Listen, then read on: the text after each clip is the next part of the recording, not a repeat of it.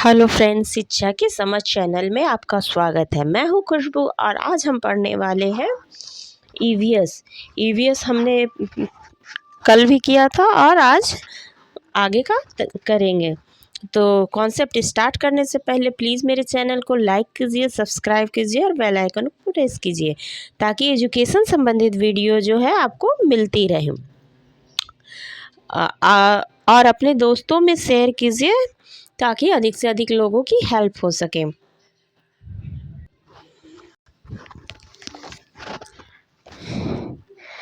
तो हम अपना कॉन्सेप्ट स्टार्ट करते हैं। तो आज हम पढ़ने वाले हैं ईवीएस के सेकेंड चैप्टर जानवरों के बारे में पढ़ने वाले हैं।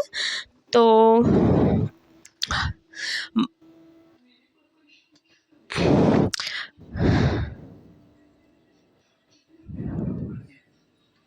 एक मिनट। मगरमच्छ के भी छोटे छेद जैसे कान होते हैं, लेकिन हम उन्हें आसानी से नहीं देख सकते। हमने पिछले क्लास में पढ़ा था कि छिपकली के और पक्षियों के कान होते हैं उसके सर पे, जो कि उनके आँखों के सामने आँखों के पास होते हैं, जो हमें आसानी से नहीं दिखते। उसी तरह मगरमच्छ के भी कान होते हैं जिसे हम आसानी से नहीं देख सकते क्योंकि मगरमच्छ की स्किन थोड़ी हार्ड होती है। नेक्स्ट हम आगे बढ़ते हैं। जानवर पर अलग अलग पैटर्न उनकी त्वचा पर बालों के कारण होते हैं। किसी जानवर के शरीर पर बाल के बिना कोई पैटर्न नहीं होता। ये जो है ये सीटेड में 2016 में पूछ चुका है। तो कहने का मतलब यह है कि जानवर में जो उसका अलग अलग पैटर्न होता है उसकी बालों के कारण होते हैं, और जिस जानवर में बाल नहीं होते उसके कोई भी पैटर्न नहीं होता। नेक्स्ट हम आगे बढ़ते हैं। कान वाले जानवर शरीर पर बाल होते हैं। जिस जानवर के कान होते हैं और जिसके शरीर पे बाल होते हैं वो बच्चे देते हैं, और जो जिनके शरीर पे बाल नहीं होते और जिनके कान अंदर होते हैं वो अंडे देते हैं। जैसे कि गाय, ये सब जो है कि बच्चे देते हैं। और जिन जानवर के शरीर पर बाल नहीं होते और जिनके कान अंदर होते हैं अर्थात जिनमें छेद होते हैं वो अंडे देते हैं। जैसे कि मगरमच्छ जो है अंडे देते हैं। नेक्स्ट हम आगे बढ़ते हैं। पक्षियाँ भी अंडे देती है, मगरमच्छ, छिपकली, ये सब जिनके कान अंदर होते छोटे से होते हैं वह अंडे देते हैं, और जिनके कान निकले हुए होते हैं जैसे गाय, कुत्ता, बिल्ली, हाथी, शेर, यह सब बच्चे देते हैं। नेक्स्ट हम हाथियों के बारे में जानेंगे। तो हाथी जो है उस बड़ी हाथी जो उसमें होती है मादा हाथी, उसकी मुखिया होती है। हाथियों के झुंड में उसकी मुखिया बन जाती है, जो कि सबसे बड़ी होती है मादा हाथी।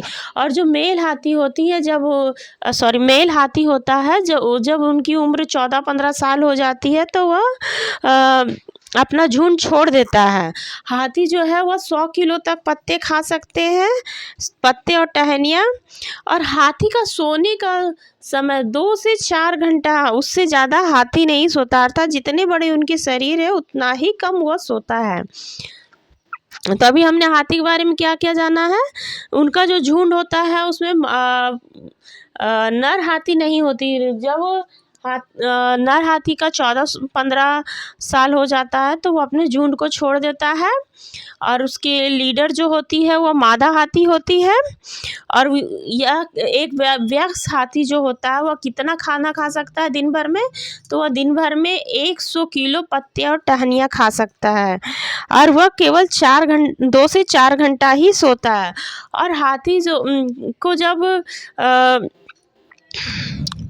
जब कीचड़ हाथी की त्वचा को ठंडा रखता है। जो कीचड़ होता है उसमें हाथी रहता है क्योंकि उसकी त्वचा को वह ठंडक देती है, इसलिए वो कीचड़ में रहना ज़्यादा पसंद करता है। उनके बड़े कान भी पंखे की तरह काम करते। हाथी के जो कान होते हैं बड़े बड़े, वह भी उनके पंखे की तरह काम करते। वह खुद को ठंडा रखने के लिए फड़फड़ाते हैं। जो हाथी का कान होता है वह हिलता रहता है, आपने देखा होगा वह हिलता है, उससे उन्हें ठंडक मिलती है। नेक्स्ट हम आगे बढ़ेंगे।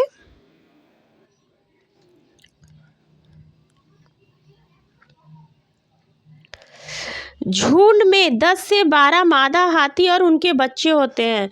जो झुंड होता है, क्योंकि उसमें नर हाथी नहीं होती, तो उसमें केवल मादा हाथी होती है और उनके बच्चे होते हैं। एक झुंड में 10 से 12 मादा हाथी होती है। अब हाथी के बारे में ख़त्म हो गया है। अब हम जानेंगे जोधपुर के खिजाड़ी गांव के बारे में।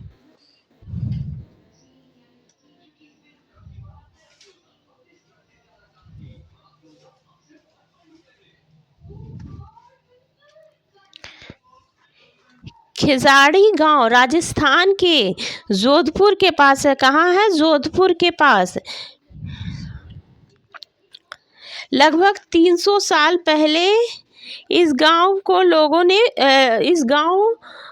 के लोगों को बचाया था। 300 साल, कितने साल पहले? 300 साल। खिजाड़ी गांव के लोग विश्नोई कहलाते। क्या कहलाते हैं? विश्नोई कहलाते। खिजाड़ी गांव के लोग क्या कहलाते हैं? विश्नोई कहलाते। लगभग 300 साल पहले इसे बचाया गया था और यह जोधपुर के पास राजस्थान में है। राजस्थान के पास जोधपुर में है।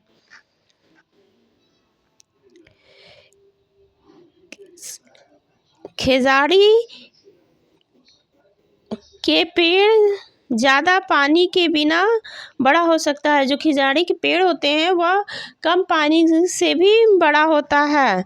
यह फलियां देता है और कीड़ों से प्रभावित नहीं होता है। इस जो खिजाड़ी का पेड़ है उसमें कीड़े नहीं लगते हैं और यह फल भी देता है। तभी हमने खिजाड़ी गांव राजस्थान के जोधपुर के पास, उसके बारे में जाना। तो इसके कुछ मुख्य फैक्ट है जिसके बारे में दोबारा से रिपीट कर देती हूँ। तो लगभग 300 साल पहले इस गांव के लोगों को बचाया था और इस गांव के लोगों को विश्नोई कहते हैं और यह फल देता है और यह कम पानी में भी बड़ा हो सकता है। और यह जो इस पेड़ है इसमें कीड़े भी प्रभावित नहीं होते हैं। नेक्स्ट हम आगे बढ़ते हैं। तो अब हम जानेंगे बिहार के मुजफ्फरपुर ज़िले में बोचाचा गांव के बारे में। तो जो बिहार के मुजफ्फरपुर ज़िले में बोचाचा गांव है, उसकी कहानी क्या है? तो उसकी कहानी मधुमक्खियों के बारे में है। तो उसके बारे में हम जानेंगे। मधुमक्खियां अक्टूबर से दिसंबर तक अंडे देती है। जो मधुमक्खियां हनी भी होती है वो अंडे कब देती है? अगर आपसे यह सवाल किया जाए तो वह अक्टूबर से दिसंबर तक देती है। और प्रत्येक मधुमक्खियों की छत में एक रानी मधुमक्खी होती है जो अंडे देती है। तो अंडा कौन देता है? अंडा जो है वह रानी मधुमक्खी देती है। छत में केवल कुछ नर मधुमक्खी होते हैं। तो छत पर जो होते हैं कुछ ही नर मधुमक्खी होते हैं। छते में अधिकांश मधुमक्खियां सार्मिक होती है। केवल एक ही रानी मधुमक्खी होती है जो कि अंडे देते हैं और कुछ नर होते हैं और बाकी जो मधुमक्खी होती है वह सार्मिक होते हैं। नेक्स्ट हम आगे बढ़ते हैं। मधुमक्खी के बारे में ही पढ़ेंगे अभी। शारीरिक रूप से नर मधुमक्खियां की कोई विशेष भूमिका नहीं होती। जो नर मधुमक्खियां होती है उसकी कोई विशेष भूमिका नहीं होती है।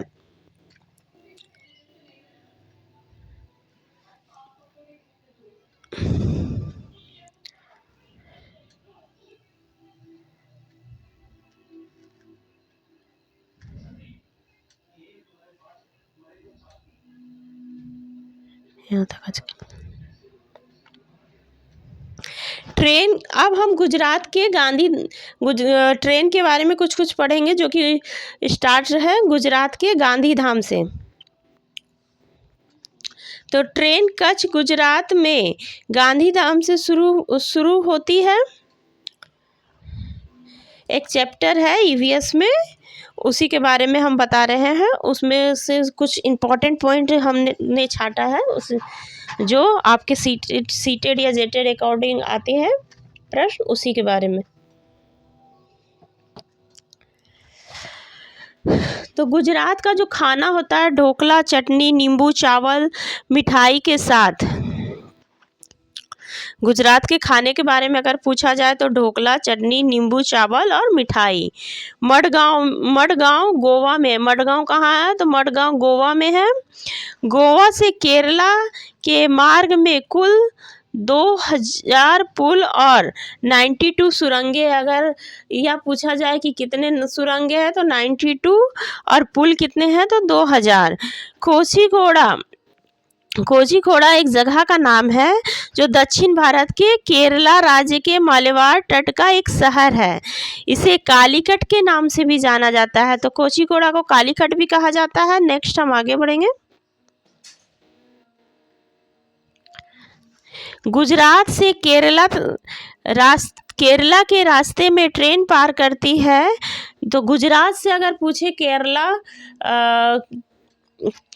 तक जो ट्रेन जाती है तो कौन कौन से शहर या गांव को लेकर जाती है? तो महाराष्ट्र, गोवा और कर्नाटक।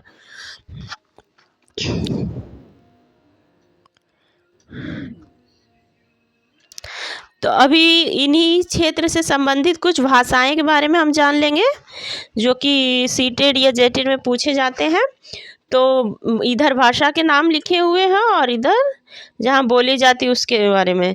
तो मलयालम जो है, मलयालम कहाँ बोली जाती है? तो मलयालम जो है वह केरला में बोली जाती है। कोंकणी जो है वह कर्नाटक, महाराष्ट्र, गोवा और केरला के कुछ हिस्से में बोले जाते हैं। मराठी जो है महाराष्ट्र, गोवा, दमन और दीव, दादर और नागर हवेली में बोली जाती है। गुजराती कहाँ बोली जाती है? तो गुजराती गुजरात में बोली जाती है। कन्नड़ा कहाँ बोली जाती है? तो कन्नड़ा जो है कर्नाटक, आंध्र प्रदेश, तमिलनाडु आदि में बोली जाती है। तो कौन सी भाषा कहाँ बोली जाती है? मलयालम जो है केरला में, मराठी जो है महाराष्ट्र, गोवा, दमन दीव, दादर नागर हवेली में, गुजराती गुजरात में, कनाडा कहाँ बोली जाती है? तो कर्नाटक, आंध्र प्रदेश, तमिलनाडु एवं महाराष्ट्र में। नेक्स्ट हम ट्रेन के टिकट के बारे में। ये ट्रेन की टिकट है, आपने देखा होगा। इसमें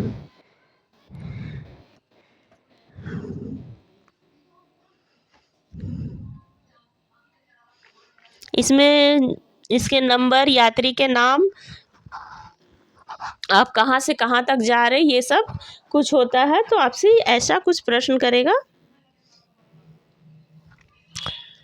तो इस टिकट को एक बार बढ़िया से देख लेना है। ये देखिए यहाँ पे ट्रेन का नंबर है, यात्री का नाम होता है, यात्री कहाँ से, बोर्डिंग पॉइंट कहाँ है और वह कहाँ उतरेगा, ये सब कुछ इसमें होता है। आगे का हम कल करेंगे। Thank you for watching. अगर आपको मेरा कॉन्सेप्ट अच्छा लगा प्लीज़ मेरे चैनल को सब्सक्राइब कीजिए, लाइक कीजिए और बेल आइकन को प्रेस कीजिएगा। Thank you for watching.